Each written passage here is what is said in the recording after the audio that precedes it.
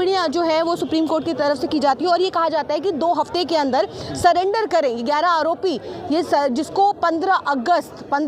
2022 में जब हम आज़ादी का अमृत महोत्सव मना रहे थे तो उसी वक्त देश के प्रधानमंत्री देश की प्राचीर से कितने बुलंद आवाज़ में महिला सम्मान की बात कर रहे थे और फिर कुछ ही घंटों के अंदर जिस तरीके से इन 11 आरोपियों को, जिनको सज़ा हो गई थी, जिनको उम्र कैद हो गई थी, सालों से जेल काट रहे थे और क्या आरोप था बिल्किस बानो का, हम सब उम्मीद कर रहे हैं कि हज़ारों लाखों करोड़ों बेटियां जो कि इस आस से में बैठी थी कि काश अगर बिल्किस को अगर न्याय मिला तो हम भी अपनी आवाज़ को बुलंद कर सकते हैं, हमारे साथ भी जो जुल्म और ज़्यादती होती है तो उसके लिए भी हम FIR कटवा सकते हैं, कंप्लेन किसी के खिलाफ कर सकते हैं, चाहे वो किसी पार्टी का हो, चाहे किसी भी समुदाय या किसी भी बड़े विंग का हो, तो हम उसके खिलाफ अपनी आवाज़ को उठा सकते हैं। करके देश की बेटियों और बहनों का जिस तरीके से विश्वास सुप्रीम कोर्ट से या न्यायिक प्रक्रिया से उठा था, तो आज दोबारा से वो भरोसा हमें कायम होता हुआ नज़र आ रहा है और हम उम्मीद कर रहे हैं कि हज़ारों लाखों करोड़ों बेटियां जो कि इस आस से में बैठी थी कि काश अगर बिल्किस को अगर न्याय मिला तो हम भी अपनी आवाज़ को बुलंद कर सकते हैं, हमारे साथ भी जो जुल्म और ज़्यादती होती है तो उसके लिए भी हम FIR कटवा सकते हैं, कंप्लेन किसी के खिलाफ कर सकते हैं, चाहे वो किसी पार्टी का हो, चाहे किसी भी समुदाय या किसी भी बड़े विंग का हो, तो हम उसके खिलाफ अपनी आवाज़ को उठा सकते हैं। तो आज ये एक भरोसा कायम हुआ है और जिस तरीके से सुप्रीम कोर्ट ने टिप्पणी की है, बहुत सारी टिप्पणी की है सुप्रीम कोर्ट ने ये भी कहा है कि अगर इस तरीके के अगर जो फैसले आते हैं, जो खास करके गुजरात सरकार ने जो फैसला किया और केंद्र सरकार ने जिस तरीके से मुहर लगाने का काम किया, इन 11 आरोपियों को छोड़ने का काम किया, तो ऐसे फैसलों को भी हमें इसको देखना होगा और इसको सही करना होगा, ये भी अदालत का कर्तव्य बनता है।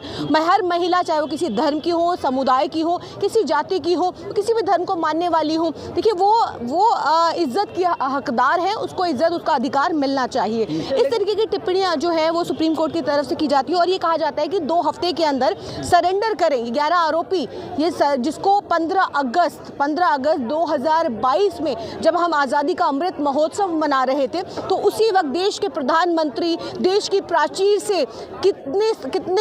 बुलंद आवाज़ में महिला सम्मान की बात कर रहे थे और फिर कुछ ही घंटों के अंदर जिस तरीके से इन 11 आरोपियों को, जिनको सज़ा हो गई थी,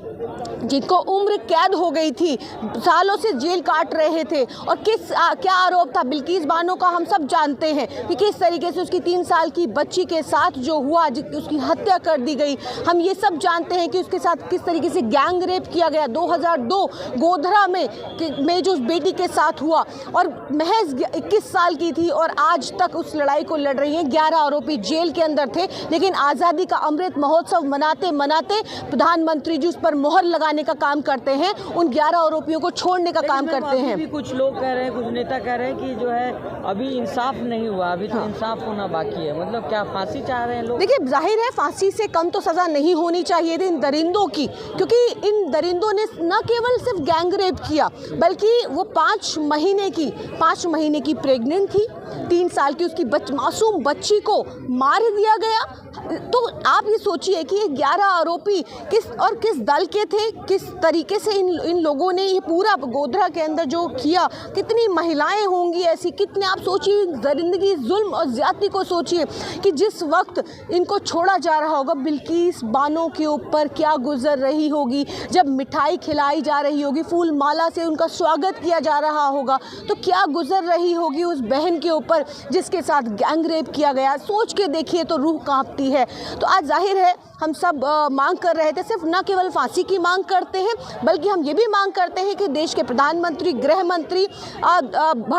पूरी भारतीय जनता पार्टी और जो मिठाई खिला रहे थे, तमाम जो बजरंग दल के जो जितने भी विंग्स हैं, देखिए स्मृति ईरानी तो कब बोलती हैं, वैसे कहने को तो महिला बाल विकास मंत्री हैं, लेकिन कभी भी महिलाओं के मुद्दे पर वो कभी नहीं बोलती हैं। मणिपुर, हमें याद है मणिपुर के अंदर जिस तरीके से हमारी बहनों को नग्न घुमाया गया, तो वहाँ पर किसकी सरकार थी? 2002 के अंदर जब बिल्किस के साथ ये हुआ,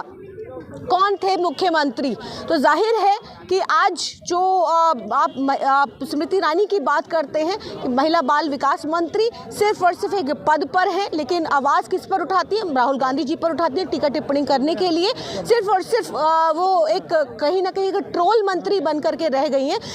लेकिन आज जो सुप्रीम कोर्ट का जो फैसला आया वो बहुत ही ज़्यादा सम्माननीय है। हम जितनी इसकी हम प्रशंसा करें वो कम होगा। लेकिन बहुत सारी ऐसी बहनें हैं जिनका हौसला टूटा हुआ है, अब भी उनके साथ हमें खड़े होने की ज़रूरत है। ये उन्हें भरोसा दिलाने की ज़रूरत है, उनकी आवाज़ को बुलंद करने की ज़रूरत है। और बहुत अफसोस होता है कि जिस देश के अंदर नारियों को पूजा जाता है, अगर हम उन बहनों के लिए, चाहे वो किसी धर्म, समुदाय या जाति की हो, लेकिन अगर हम उनकी आवाज़ को बुलंद करते हैं, मैं एक महिला होने के तौर पर भी कह रही हूँ कि अगर हम उनकी आवाज़ को बुलंद करते हैं तो हमें गालियाँ पड़ती हैं। मैं आपको अपना अगर ट्विटर हैंडल दिखाऊं या मैं अपना सोशल मीडिया दिखाऊं तो आप ये कहेंगे कि ये किस तरीके की मानसिकता हमारे देश के अंदर पनप रही है, जो एक बेटी, क्योंकि वो मुसलमान है और किसी बेटी के साथ अगर कोई मुसलमान बेटी के साथ या किसी भी धर्म की बेटी के साथ हुआ, मणिपुर में जो होने वाली जो बेटियों को नग्न घुमाया गया वो तो मुसलमान नहीं थी, वो तो हिंदू थी, या और तमाम बेटियों के साथ, क्योंकि हिंदू मुसलमान एंगल देश का मीडिया जिसको ये काम मिला हुआ है वो दिखाने का काम करता है। लेकिन बेटी तो बेटी है, वो देश की बेटी है, वो सम्मान योग्य है। लेकिन आज यूपी के अंदर कठुआ हो, उन्नाव हो, हाथरस हो, इस तरीके के तमाम, और ये जितने भी बलात्कारी, क्योंकि आज भारतीय जनता पार्टी बलात्कारी जनता पार्टी बन करके रह गई है, क्योंकि इसको कहने में कोई गुरेज होना भी नहीं चाहिए। और जिस तरीके से ये वही कह रही हूँ कि आज उन संस्कारी जो बलात्कारी पार्टी के जो संस्कारी जो बलात्कारी हैं, उनका आपने देखा होगा कि तिरंगा यात्रा कठुआ, उन्नाव, हाथरस, रात को बेटी को जिंदा जला दिया जाता है। आपने ये भी देखा होगा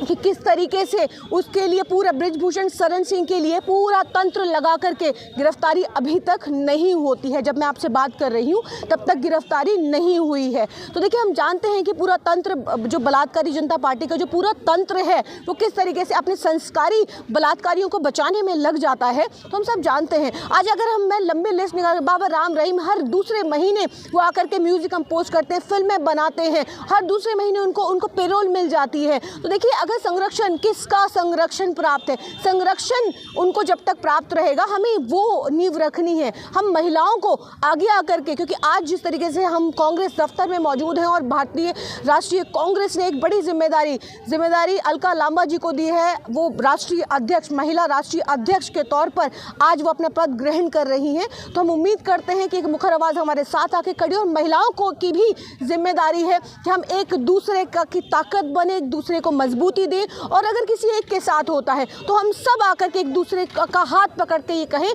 कि हम तुम्हें इंसाफ दिलाएंगे, हम तुम्हारे साथ खड़े होंगे, हम तुम्हारे साथ सड़कों पर आएंगे। तो देखिए, ये भी बहुत ज़रूरी है, क्योंकि जब हिंदू मुसलमान जब एंगल आता है तो जाहिर है कि आवाज़ कम उठती है।